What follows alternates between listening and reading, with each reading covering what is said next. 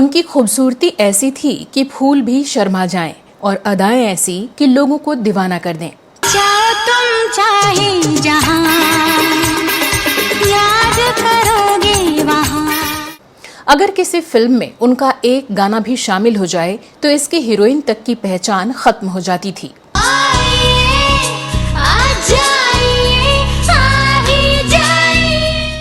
उनकी उम्र कभी उनके रंग रूप पर हावी नहीं हुई और यही कारण रहा कि वो जब तक रुपहले पर्दे पर दिखें उनकी चमक कभी कम नहीं हुई।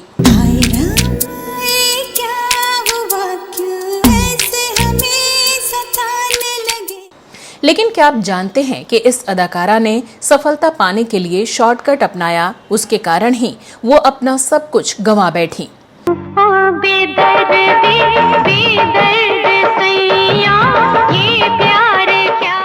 और क्या आप सोच सकते हैं कि इस अदाकारा के साथ 16 फिल्में बनाने वाले बॉलीवुड के मशहूर डायरेक्टर ने इनके लिए अपना घर तक छोड़ दिया, लेकिन इस अभिनेत्री ने उन्हें अपनाने से इनकार कर दिया।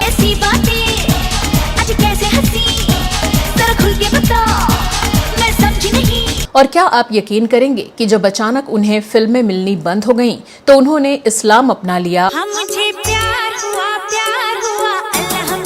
और 42 साल की उम्र में शादी कर राजनीति के मैदान में भी कूद पड़ी।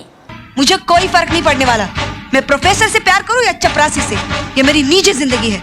क्या हुआ उनके राजनीतिक सफर का और क्या था उनका आरएसएस प्रमुख मोहन भागवत से रिश्ता? कौन से थे वो फैक्टर्स जिनके कारण खत्म हुआ इतनी खूबसूरत और टैलेंटेड अदाकारा का फिल्मी सफर, और क्यों उन्हें छोड़ देनी पड़ी फिल्म इंडस्ट्री?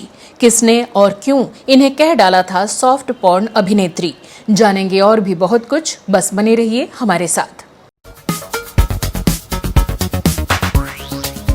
दोस्तों नमस्कार, आप देख रहे हैं ड्रामा सीरीज भारत और मैं हूं आपकी दोस्त और होस्ट श्वेता जया।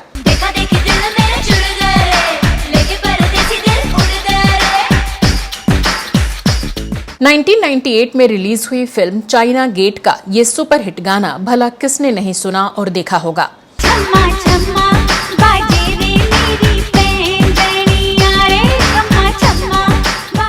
राजकुमार संतोषी की इस फिल्म की हीरोइन वैसे तो ममता कुलकर्णी थीं, जिन्हें फिल्म इंडस्ट्री की सबसे बोल्ड पिनअप गर्ल का खिताब भी हासिल था। लेकिन इस एक गाने ने पूरी फिल्म को इस आइटम नंबर के डांसर के नाम से मशहूर कर दिया, जिसका नाम था उर्मिला मातोंडकर।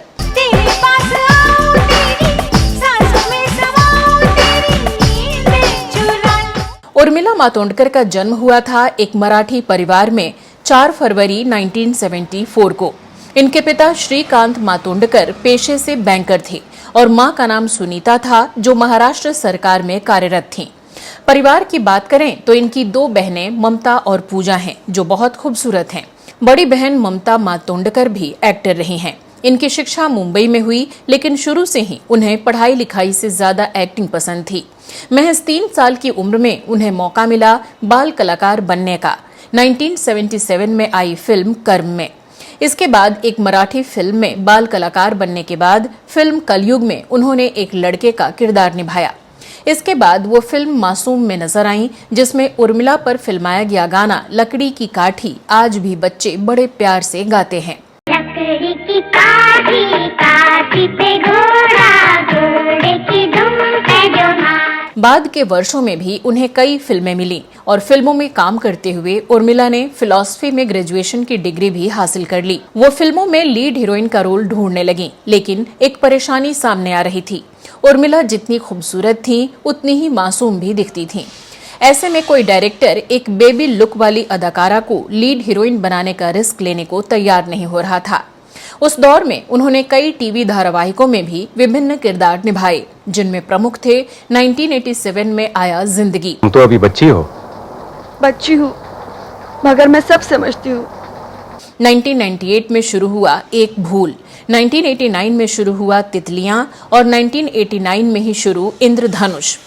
उन्हें लीड एक्ट्रेस के तौर पर पहली फिल्म मिली 1989 में आई चाणक्यन, जो कि मलयालम भाषा की थी। इस फिल्म में वो कमल हसन के साथ नजर आईं। मुख्य भूमिका वाली उनकी पहली बॉलीवुड फिल्म थी नरसिम्हा। जाओ तुम चाहे जहां, याद करोगे वहां। हालांकि इसमें भी उन्होंने सेकंड लीड हीरोइन का किरदार निभाया था।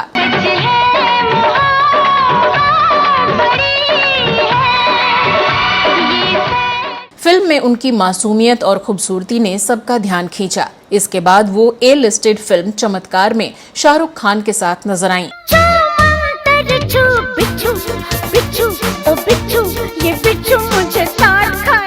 इस फिल्म में भी उनके मासूम चेहरे और सुंदरता ने लोगों का दिल जीत लिया। फिल्म के गाने बड़े हिट हुए, जिनमें सबसे बड़ा हिट हुआ इस प्यार से मेरी तरफ ना देखो। इस प्यार से मेरी तरफ ना देखो। प्यार खास बात यह है कि उस दौर में शाहरुख खान भी उर्मिला की तरह ही टीनेजर लग रहे थे। अभी तक की फिल्मों में उर्मिला सिर्फ एक मासूम सी नाबालिग लड़की ही लगी थी और दर्शक उन्हें एक एक्ट्रेस के तौर पर एक्सेप्ट करने को तैयार नहीं थे। अभी तक वो अपने चाइल्ड आर्टिस्ट के किरदार को छोड़ नहीं पाई थीं। उर्मिला को लोग फिल्म मासूम से ही जोड़कर देखते थे और सीरियसली नहीं ले रहे थे। यहाँ तक कि जब 1992 के आसपास में टीवी सीरियल बाइबल की कहानियां की शुरुआत हुई तो उन्हें उसमें भी शामिल किया गया।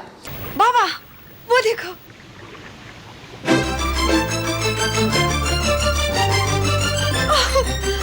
उर्मिला अपनी इस इमेज को तोड़ने की कोशिश में थीं, लेकिन उन्हें इसका तरीका नहीं सूझ रहा था। उर्मिला समझ गई थीं कि सीधी सादी लड़की का किरदार करके उन्हें कुछ नहीं मिलने वाला, इसलिए वो ऐसे किरदार ढूंढने लगीं जिनमें उन्हें अपनी खूबसूरती और बोल्डनेस को दिखाने का मौका मिल सके। और तभी उनकी मुलाकात हुई डायरेक्टर राम गोपाल वर्मा से, जिन्होंने उनकी प्रोफेशनल लाइफ के साथ साथ उनकी पर्सनल लाइफ भी बदल डाली। उस समय राम गोपाल वर्मा एक फिल्म बना रहे थे जिसमें माधुरी दीक्षित लीड रोल करने वाली थीं, लेकिन अचानक माधुरी ने मना कर दिया। किसी ने राम गोपाल वर्मा को सलाह दी कि माधुरी जैसी दिखने वाली एक और हीरोइन मार्केट में आई है। फिर क्या था, उर्मिला को साइन कर लिया गया। फिल्म का नाम था द्रोही, जो 1992 में रिलीज हुई थी। पंछी गाए रे, एक पंछी गाए रे, फिर आई है वन में भूल। फिल्म से जुड़ा एक किस्सा ऐसा भी चर्चा में आया, जिसके बाद लोगों ने उर्मिला को गंभीरता से देखना शुरू कर दिया। अब पता नहीं इस किस्से की सच्चाई क्या थी, लेकिन चर्चा के मुताबिक फिल्म के एक गाने की शूटिंग का सेट लगा था और ऐन वक्त पर कोरियोग्राफर नहीं आया। डायरेक्टर राम गोपाल वर्मा ने उर्मिला से कहा कि शूटिंग कैंसिल नहीं हो सकती, इसलिए तुम्हें जैसा डांस आता है करो। इसके बाद तो उर्मिला ने जो डांस किया तो हर कोई बस उर्मिला को देखता ही रह गया। झलक पड़ी सरगम, ये नाच चुके हम तो रोक सके ना हम, ये मतवाले दिल को। ये बात फिल्म इंडस्ट्री में आग की तरह फैल गई या फैला दी गई और इसके बाद तो फिल्मों में उनकी खूब डिमांड बढ़ गई। धीरे धीरे उर्मिला बोल्ड होती चली गईं और उनके आगे फिल्मों की लाइन लगने लगी।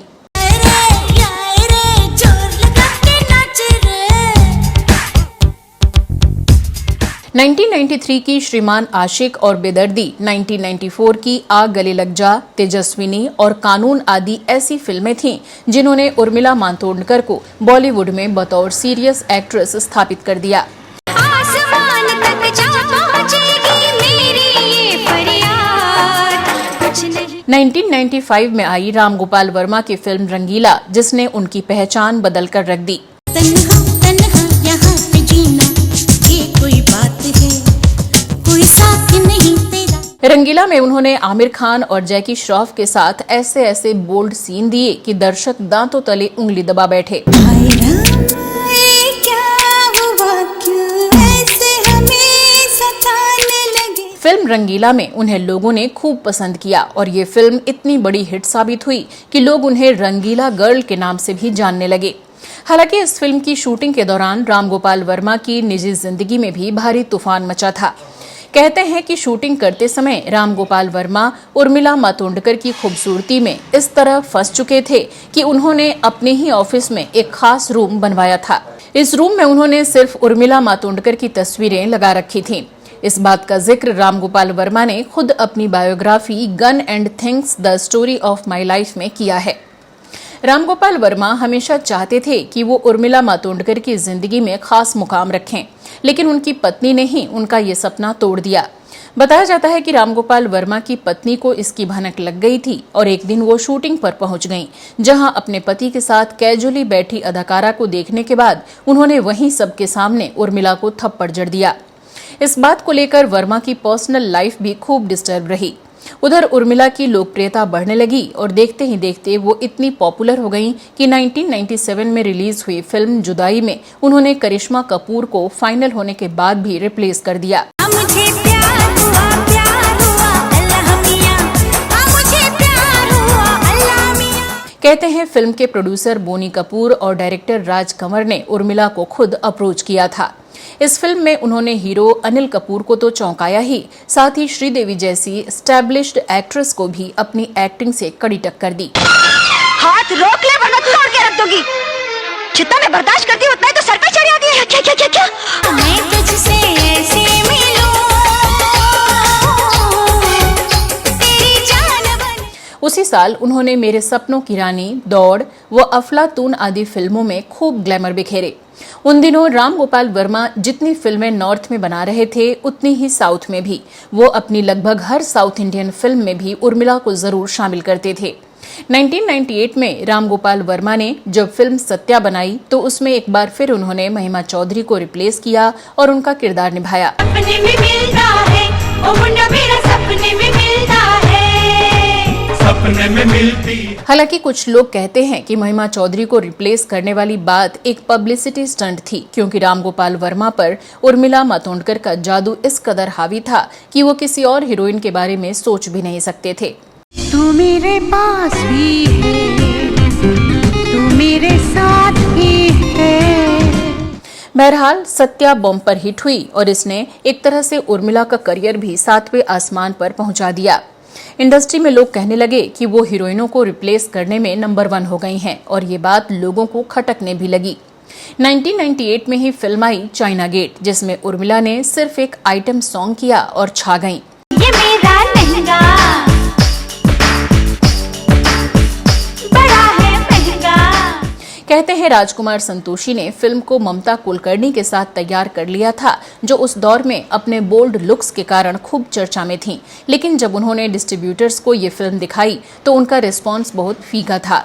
फिर उन्होंने एक आइटम नंबर डालने की सोची और इसके लिए उर्मिला को अप्रोच किया। फिर जो हुआ वो इतिहास ही है।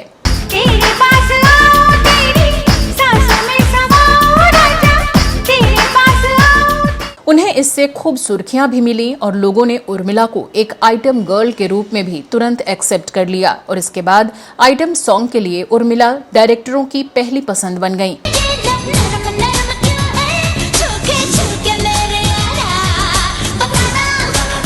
वो एक के बाद एक आइटम सॉन्ग्स करने लगी। राम गोपाल वर्मा की तो वो फेवरेट थी ही। उनकी हर फिल्म में उर्मिला को प्राथमिकता मिलने लगी।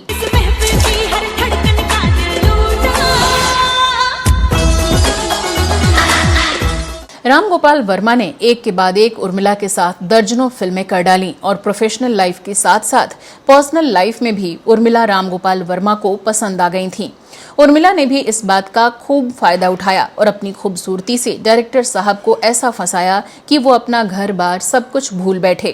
प्यार प्यार करते करते तुम पे मरते मरते दिल दे दिया। राम गोपाल वर्मा ने अपनी पत्नी को छोड़ दिया और उन्हें लगा कि शायद वो प्यार का नया आशियाना बसा लेंगे। लेकिन जब उन्होंने उर्मिला से अपने प्यार का इजहार किया तो इस अदाकारा ने उन्हें ठेंगा दिखा दिया।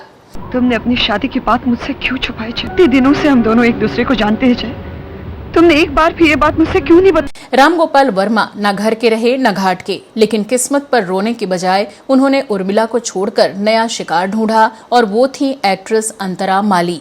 वर्मा ने उर्मिला को फिल्मों में छोटे छोटे किरदार देने शुरू कर दिए और अंतरा माली को लीड रोल में लेके वो फिल्में बनाने लगे और यहीं से उर्मिला का करियर भी ढलने लगा।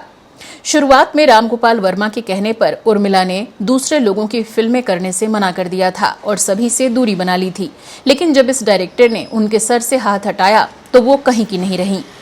अब तक वो बॉलीवुड में सबको अपना दुश्मन बना चुकी थीं, इसलिए अब कोई भी उर्मिला के साथ काम करना नहीं चाहता था। इस तरह जिस डायरेक्टर ने उर्मिला को अर्श तक पहुंचाया, उसी ने उन्हें लाकर फर्श पर भी पटक दिया। इसके बाद उनकी इक्का दुक्का ही हिट फिल्में आई, जिनमें पिंजर और मैंने गांधी को नहीं मारा जैसी फिल्में रहीं। वैसे तो उर्मिला ने 80 से भी ज्यादा फिल्मों में अभिनय किया, लेकिन उनकी बहुत ही कम ऐसी फिल्में रहीं जिसने लोगों के दिलों पर अपनी छाप छोड़ी। इनमें मनोज बाजपेयी के साथ आई फिल्म कौन और अजय देवगन के साथ आई फिल्म भूत, ये उनकी ऐसी फिल्में रहीं जिनमें उनकी एक्टिंग का हर किसी ने लोहा माना। घर में अकेले में बहुत डर लग रहा है। तुम लोग बस जितना जल्दी हो सके प्लीज जल्दी आ जाना। फिल्म भूत के लिए उर्मिला को पहली बार फिल्म फेयर अवार्ड भी मिला था और इस फिल्म में उनकी एक्टिंग भी जबरदस्त रही।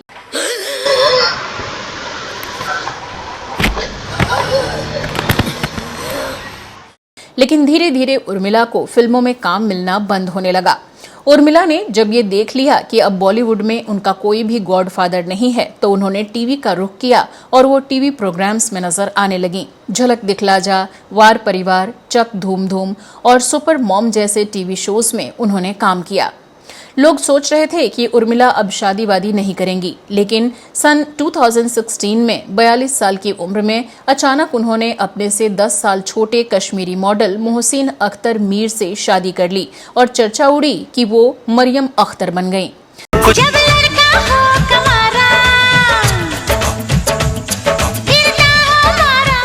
कहा जाता है कि मोहसिन से उनका परिचय 2014 में मनीष मल्होत्रा की भतीजी की शादी में हुआ था, जहां दोनों इनवाइटेड थे। लेकिन शादी कैसे हुई, कब हुई, कहां हुई भी है या नहीं, ये कोई नहीं कह सकता था। लोगों को सीधे उनकी फोटो देखने को ही मिली। कुछ ही समय बाद ये खबर सामने आई कि मोहसिन उर्मिला को टॉर्चर करने लगा है और उनके साथ मारपीट भी करता है। हालांकि उर्मिला मातोंडकर ने इसे कभी नहीं स्वीकारा, क्योंकि अब वो वहां पहुंच चुकी थीं जहां खुलकर बोलने की इजाजत भी उन्हें नहीं थी। एक स्टेटमेंट में उन्होंने ये जरूर कहा कि वो अभी भी उर्मिला मातोंडकर ही हैं और उन्होंने अख्तर नाम या सरनेम नहीं अपनाया है। जब उर्मिला मातोंडकर ने एक मुस्लिम नौजवान से शादी कर ली, तो उस वक्त सोशल मीडिया में उनके पारिवारिक बैकग्राउंड और लिनेज के बारे में ढेरों पोस्ट आने लगे। ऐसे में एक पोस्ट बहुत तेजी से वायरल होने लगा कि वो राष्ट्रीय स्वयंसेवक संघ यानी आरएसएस के प्रमुख मोहन भागवत की करीबी रिश्तेदार हैं और लव जिहाद का शिकार हो गई हैं। इस चर्चा को और भी बल तब मिला जब संघ प्रमुख और उर्मिला दोनों में से किसी ने इस वायरल पोस्ट पर कोई प्रतिक्रिया नहीं दी। बाद में जब इस अदाकारा से इंटरव्यू में एक संवाददाता ने इस बारे में सीधा सवाल पूछ लिया, तब जाकर पता चला कि दोनों की जातियां भी अलग अलग हैं और उनमें आपस में कोई दूर की भी रिश्तेदारी नहीं है। फिल्मों में काम मिलना बंद होने के बाद उर्मिला को ये खुशफहमी हो गई कि उनकी फिल्मों के फैन जो उन्हें कम कपड़ों में नाचते देखना चाहते थे, वो उन्हें अपना विधायक या सांसद भी बना सकते हैं, और यही सोचकर वो राजनीति में कूद पड़ी। 2019 में उर्मिला कांग्रेस पार्टी से जुड़ गईं और मुंबई से लोकसभा चुनाव भी लड़ा, लेकिन लोगों ने उनकी गलतफहमी बहुत जल्द दूर कर दी और इस चुनाव में उन्हें करारी हार मिली। लेकिन मैडम को अपनी पॉपुलैरिटी पर शक नहीं हुआ, बल्कि उन्हें लगा कि शायद कांग्रेस पार्टी को ही लोग पसंद नहीं कर रहे हैं। इसलिए 2020 में ही उन्होंने कांग्रेस से इस्तीफा दे दिया और शिवसेना ज्वाइन कर ली। लेकिन वो भूल गईं कि ये शिवसेना अब वो शिवसेना नहीं रही जो बाला साहब ठाकरे की हुआ करती थी, बल्कि इसमें तो अब असली और नकली की ही लड़ाई चल रही है। खैर, अब उर्मिला कहीं भी नहीं रही और अब ना तो फिल्मों में उन्हें काम मिल रहा है और ना ही उनका राजनीतिक जीवन कुछ खास चल रहा है। अब बात करते हैं उस विवाद के बारे में जब उर्मिला को सॉफ्ट पॉर्न स्टार कह दिया गया था। इसकी शुरुआत हुई राज्यसभा सांसद और एक्ट्रेस जया बच्चन के बयान से, जिसमें उन्होंने बिना किसी का नाम लिए कहा था कि फिल्म इंडस्ट्री के लोग जिस थाली में खाते हैं उसी में छेद करते हैं। इट्स अ शेम, जिस थाली में खाते हैं उसमें छेद करते हैं। गलत बात है। I need the protection, the industry needs the protection. उन्होंने वास्तव में ये बात अभिनेता से राजनेता बने रवि किशन के लिए कही थी, लेकिन उन्हें जवाब दिया कंगना रनौत ने, और इस राजनीतिक बयान में उन्होंने उर्मिला मातोंडकर का नाम भी शामिल कर लिया। कंगना ने कह दिया कि उर्मिला जैसी सॉफ्ट पॉर्न स्टार को जया कुछ नहीं कहती हैं, लेकिन उनका विरोध कर रही हैं। उर्मिला उस वक्त भौचक रह गई थी। उनके साथ अगला विवाद उत्तराखंड के पूर्व सीएम तीरथ सिंह रावत से जुड़ा। दरअसल तीरथ सिंह रावत ने महिलाओं की फटी जीन्स पहनने के ऊपर बयान दिया, जो मीडिया में काफी हाईलाइट हुआ था।